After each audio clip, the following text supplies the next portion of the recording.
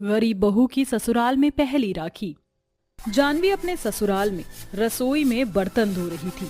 6 महीने हो गए मेरी शादी को, पर माँ जी ने अब तक मुझे मेरे मायके नहीं जाने दिया। पता नहीं ये कैसे घर में शादी करके आ गई मैं, जहाँ मैं बहू कम और नौकरानी ज्यादा बन चुकी हूँ। तभी जानवी की सास विमला रसोई में आती है। जितना समय अपनी चोच बड़बड़ाने में लगा रही है ना, उतना समय काम में लगा। माँ जी, मुझे एक बार अपने मायके जाने दीजिए ना। शादी के बाद से एक भी बार मैं अपने मायके नहीं गई। मुझे मेरे पिता, माँ, भाई की बहुत याद आ रही है। जानवी बहू, तुझे इसलिए इस घर में नहीं लाई थी कि तू अपने मायके जाती जाए। अपना काम कर।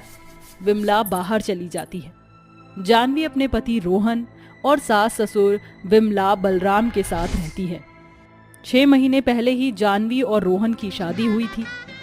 जानवी के आते ही विमला ने जानवी का जीना मुश्किल कर रखा था।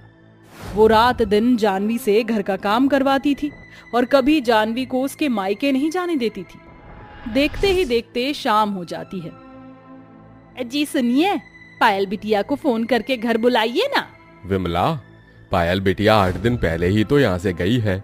7 दिन तक पायल बिटिया हमारे पास रही थी। उसे अपने ससुराल में भी तो रहने दो चैन से। पायल बिटिया की शादी को केवल 1 साल हुआ है। 1 साल में 7 महीने तो तुमने पायल को यहाँ रखा। आप चुप रहिए जी। शादी के बाद बेटी हर समय मायके आती जाती रहनी चाहिए। एक जैसे ससुराल में रह रहकर बिटिया भी परेशान हो जाती है। अच्छा, फिर माँ, जानवी को उसके मायके क्यों नहीं जाने देते हो? वो तो बेचारी शादी के बाद से एक भी बार अपने मायके नहीं गई। 4 दिन बाद रक्षाबंधन है। रक्षाबंधन पर मैं बहू को 2 दिन के लिए उसके मायके भेजूंगी। विमला और बलराम अपने कमरे में चले जाते हैं। जी सुना आपने? माँ जी 6 महीने बाद मुझे अपने मायके भेज रही हैं, वो भी केवल 2 दिन के लिए। इतना जुल्म क्यों कर रही हैं जी मुझ पर? क्या करूं जानवी? पायल बहन हर महीने अपने मायके आती हैं और 8-8 दिन तक रुक जाती हैं, और माँ जी ने मुझे 8 मिनट के लिए भी अपने मायके नहीं जाने दिया। ऐसा भेदभाव क्यों? जानवी, रक्षाबंधन पर तुम अपने मायके जाओगी ना, तो 8 दिन तक तुम वहीं रुक जाना। उसके बाद जानवी रोज की तरह सवेरे से शाम तक अपने ससुराल में नौकर की तरह काम करने लगी। 2 दिन बाद पायल अपने मायके चली आती है। अगले दिन, कल रक्षाबंधन है, एक काम करती हूँ, माँ जी से कहकर आज ही अपने मायके चली जाती हूँ। जानवी रसोई से निकलकर बाहर आती है। बाहर बलराम, पायल और विमला तीनों सोफे पर बैठे बातें कर रहे थे। माँ जी, मैं जाऊं क्या अपने मायके? कल ही रक्षाबंधन है। बहू, क्या बार बार अपने मायके जाने की बात कहती है? अरे पायल बिटिया, तुझे रोहन और आलोक के लिए राखी और सामान खरीदना था ना। देख, रोहन तो यहाँ है, पर बेचारा तेरा छोटा भाई वो तो शहर में रहता है। वो कल तुझसे राखी बंधवाने आएगा, उसके लिए बढ़िया सी राखी ले आते हैं। चल। भाभी, आप भी हमारे साथ चलिए। जानवी अपनी नंद और सास के साथ बाजार चली जाती है। तीनों एक बड़े से शॉपिंग मॉल में जाते हैं, जहाँ पायल अपने भाइयों के लिए कपड़े, महंगी वाली राखियां और भी तरह तरह के महंगे गिफ्ट खरीदती है। तभी विमला को उसकी पड़ोसी शीला अपनी बहू रिया के साथ वहाँ मिलती है। अरे विमला बहन, आप, क्या बात है, अपनी बहू बेटी के साथ शॉपिंग? हाँ शीला बहन, वो पायल बिटिया अपने भाइयों के लिए राखियां और कपड़े खरीद रही थी। कल रक्षाबंधन है ना। हाँ विमला बहन, इसीलिए तो मैं भी अपनी बहू रिया को यहाँ ले आई, ताकि ये भी अपने भाइयों के लिए महंगी वाली राखियां और सामान खरीद सके। ये तो अच्छी बात है। अरे जानवी बहू, तूने अपने भाई के लिए कुछ नहीं खरीदा? विमला बहन, आपने अपनी बहू को कुछ नहीं दिलाया। वो पायल की खरीदी में बहू का ध्यान ही नहीं रहा। माँ चलो ना, बहुत देर हो गई। तीनों वहाँ से चले जाते हैं। विमला ने पायल को उसकी पसंद की हर चीज खरीद कर दी थी, पर अपनी बहू को 10 रुपए की राखी भी खरीदने नहीं दी थी। रात का समय। माँ, कल सवेरे आलोक आ जाएगा ना? हाँ बिटिया। अजी सुनिए, कल 2 घंटे के लिए मैं अपनी माँ के घर जाऊंगी। मुझे भी अपने भाई को राखी बांधनी है। देखिए, मैंने 500 रुपए वाली राखी खरीदी अपने भाई के लिए। पायल, विमला दोनों बलराम, रोहन को राखियां दिखाने लगते हैं। ये देखकर जानवी की आंखों में आंसू आ जाते हैं और वो अपने कमरे में चली जाती है। ये देखकर रोहन उदास हो जाता है। माँ, जानवी को आपने राखी खरीद कर नहीं दी? मैं क्यों खरीद कर दूं उसे? वो खुद खरीदेगी अपनी भाई के लिए राखी। माँ, जानवी को अब तो जाने दीजिए उसके मायके। रोहन, यहाँ तेरी बहन घर आई है, कल आलोक इतने दिनों के बाद घर आ रहा है, घर में इतना काम है, कल रक्षाबंधन है, और तू ऐसे मौके पर बहू को उसके मायके भेजने की बात कर रहा है। मैं बहू को कल 1 घंटे के लिए भेज दूंगी उसके मायके, वो अपने भाई को राखी बांधकर वापस चली आएगी। ये सुनकर रोहन गुस्से में अपने कमरे में चला जाता है। अरे देखो देखो, भाई तो अभी से भाभी के गुलाम बन गए, कितनी मिर्ची लगी इन्हें। कल चाहे जो हो जाए, पर मैं जानवी बहू को उसके मायके जाने ही नहीं दूंगी। अगले दिन सवेरे रक्षाबंधन पर आलोक घर आता है और पायल अपने दोनों भाइयों को राखी बांधती है। माँ जी, मैं जाऊं क्या अपने मायके? मेरा भाई मेरी राह देख रहा होगा। रुक जा बहू, जा पहले सबके लिए खाना और मिठाई बना दे, फिर चली जाना अपने मायके। ये सुनकर जानवी उदास होकर रसोई में चली जाती है और सबके लिए मिठाई और खाना बनाने लगती है। थोड़े समय बाद 1 बज गया। मेरा भाई रमेश मेरी राह देख रहा होगा, क्या करूं? इधर जानवी के माता पिता दर्पण, दामिनी और छोटा भाई रमेश अपने घर में बैठे जानवी के आने की राह देख रहे थे। माँ, जानवी दीदी अब तक मुझे राखी बांधने क्यों नहीं आई? उन्हें रक्षाबंधन याद तो है ना? बेटा, जानवी बिटिया अपने ससुराल में काम में लगी होगी, वो आ जाएगी। दोपहर का समय, तभी रमेश जानवी को कॉल करता है। दीदी, आप कहाँ हो? कब से आपकी राह देख रहा हूँ। हाँ रमेश, बस मैं आई। जल्दी आइए दीदी। रमेश कॉल कट कर देता है। रमेश मेरी राह देख रहा है, बहुत देर हो गई, अब क्या करूं? जानवी फटाफट खाना और मिठाई बनाकर बाहर आती है। माँ जी, अब जाऊं मैं अपने मायके? मेरा भाई मेरी राह देख रहा है। बहू, मैं अपने मायके जा रही हूँ अपने भाई को राखी बांधने, मैं लौट कर आऊंगी, तब तू अपने मायके चली जाना। इतना कहकर विमला वहां से चली जाती है। देखते ही देखते शाम के 5 बज जाते हैं, पर विमला अब तक घर नहीं आई थी। विमला, पायल अपने भाइयों को राखी बांधकर उनके साथ खुशियां मना रहे थे। पायल अपने भाइयों के साथ खेल रही थी और बेचारी जानवी उदास अपने ससुराल में एक कोने में बैठी थी। तभी बलराम जानवी के पास आता है। क्या हुआ जानवी बहू, तू इतनी उदास क्यों बैठी है? ससुर जी, क्या मेरा रक्षाबंधन नहीं है? क्या मैं रक्षाबंधन का त्योहार नहीं मना सकती? माँ जी, पायल बहन कितनी खुशी से अपने भाइयों को राखी बांध रहे हैं, और एक मैं हूँ जो अपने भाई को राखी बांधने तक नहीं गई। बहू, तू अपने मायके चली जाना। नहीं ससुर जी, माँ जी ने मुझे मना किया कि जब तक वो यहाँ नहीं आते मैं अपने मायके ना जाऊं। ये सुनकर बलराम उदास हो जाता है और जानवी अपने कमरे में चली जाती है। देखते ही देखते रात के 7 बज जाते हैं। तभी विमला घर आती है। विमला, तुमने बहू को उसके मायके क्यों नहीं जाने दिया? तुम 2 घंटे का बोल कर गई थी और रात के 7 बजे आ रही हो। यहाँ बहू बेचारी तुम्हारी राह देखते देखते परेशान हो गई और तुम अब आ रही हो। अरे वो मेरे भाई ने मुझे रोक लिया था। अरे तो कॉल करके बहू को कह देती कि बहू अपने मायके चली जा। बेचारी रक्षाबंधन पर अपने भाई को राखी तक नहीं बांध सकी। अरे रक्षाबंधन क्या बहू का नहीं है? क्या उसे अपने भाई के साथ ये त्योहार मनाने का अधिकार नहीं है? बेचारी बहू अपने भाई को जाकर राखी तक नहीं बांध सकी, केवल तुम्हारी वजह से। तुमने क्यों बहू को रोक कर रखा था? पायल बिटिया के ससुराल वालों ने तुम्हारे एक बार कहने पर उसे अपने मायके भेज दिया और तुम अपनी बहू को 1 घंटे के लिए भी उसके मायके नहीं भेज सकी। तभी रोहन, बलराम दोनों मिलकर विमला को खूब खरी खोटी सुनाते हैं। जानवी बहू, अपनी अकड़ में मैं तेरी भावनाओं को भूल गई थी, मुझे माफ कर दे बहू। मैं ये कैसे भूल गई कि रक्षाबंधन तो तेरा भी त्योहार है ना, तुझे भी इसमें खुशी मनाने का हक है। मुझे माफ कर दे बहू, जो मैंने तुझे रोका, मुझसे गलती हो गई। तभी विमला पूरे परिवार के साथ जानवी को लेकर जानवी के मायके जाती है और फिर पूरे परिवार के सामने जानवी अपने भाई रमेश को राखी बांधती है और अपना रक्षाबंधन पूरा करती है।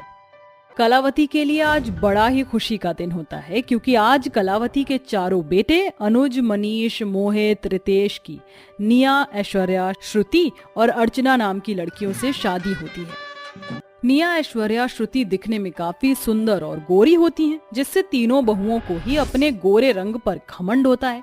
लेकिन वहीं अर्चना दिखने में काले रंग की होती है। अर्चना के काले रंग को देखकर तीनों ही गोरी बहुएं अर्चना से मुंह बना लेती हैं। श्रुति, निया, ऐश्वर्या और अर्चना इस आरती की थाली में अपने पैर रखकर घर के अंदर अपने पैरों की छाप छोड़ो। अर्चना बहू, सबसे पहले तू अपने पैरों की छाप छोड़, तू इस घर की सबसे बड़ी बहू है। माँ जी, ये आप क्या कर रही हैं? आपने इसका रंग नहीं देखा, कितना काला है। कहते हैं काले लोग मनहूस होते हैं, और आप इस मनहूस के पैरों की छाप ले रही हैं। मुझे तो यकीन ही नहीं हो रहा कि आप हम जैसी इतनी गोरी तीनों बहुओं को लाने के बाद भी अपनी चौथी बहू इतनी काली कैसे ला सकती हैं। अपनी तीनों देवरानियों की बात सुनकर अर्चना की आंखों में आंसू आ जाते हैं कि तभी कलावती कहती है, तुम तीनों ये क्या कह रही हो? अर्चना तुम्हारी जेठानी है, और अपनी जेठानी के बारे में कोई ऐसा बोलता है क्या? भले ही तुम तीनों रंग में गोरी और अर्चना बहू काली, लेकिन मैं अपनी चारों बहू को एक समान नजरों से देखती हूँ। मैं तुम चारों में किसी तरह का कोई भेदभाव नहीं करूंगी। तुम तीनों भी ये बात अच्छे से समझ लो, यही तुम तीनों के लिए ठीक रहेगा। श्रुति, निया बोलती हैं, बस कीजिए माँ जी, हम सच ही तो कह रहे हैं। तभी ऐश्वर्या कहती है, श्रुति, निया, तुम भी ये बात किसे कह रही हो? अरे जैसी बहू वैसी सास। तुमने माँ जी का रंग नहीं देखा? बिल्कुल कोयले की तरह काला है, इसलिए माँ जी अपनी काली बहू की साइड लेंगी ना।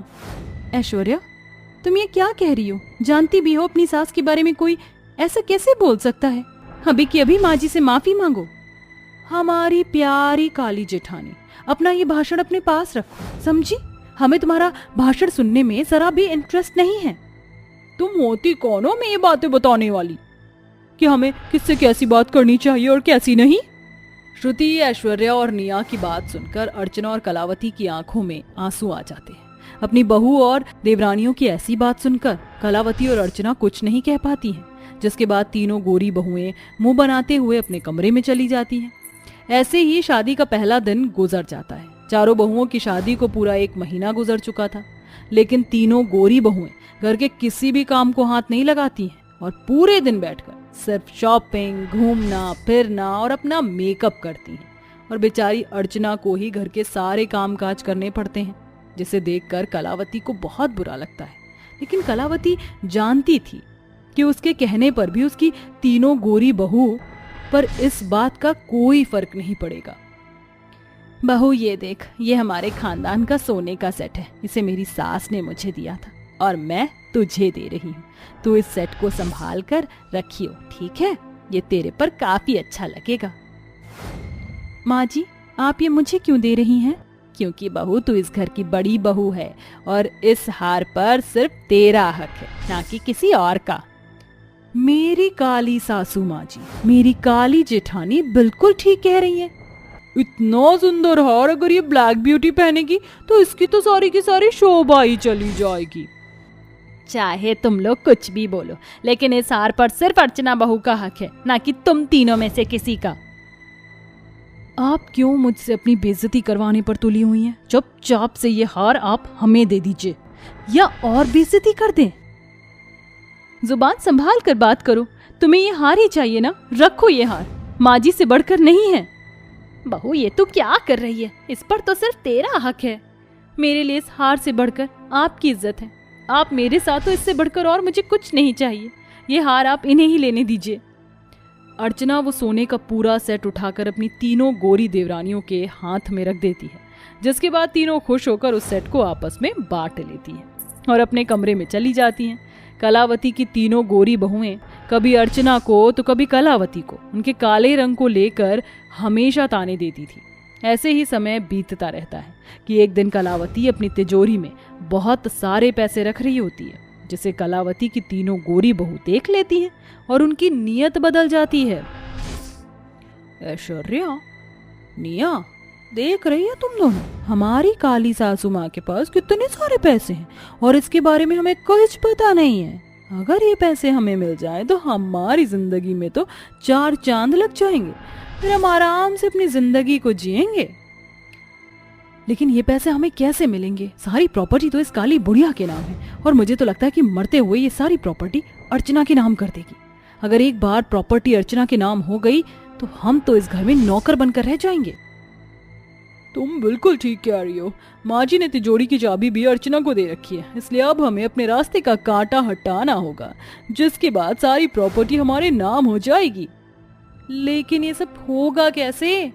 ऐश्वर्या, निया और श्रुति को वो अपना प्लान बताती है, जिसके बाद तीनों बहुएं जाकर कलावती के लिए उसका मनपसंद खाना बनाती हैं और उसमें चुपके से जहर मिला देती हैं। लेकिन उन तीनों को ये नहीं पता था कि अर्चना ये सब देख रही होती है, जिसके बाद गोरी बहुएं वो खाना अपनी सास के पास ले जाती हैं। तुम तीनों को अब मुझसे क्या चाहिए? चली जाओ यहाँ से, मुझे तुम तीनों की शक्ल भी नहीं देखनी है।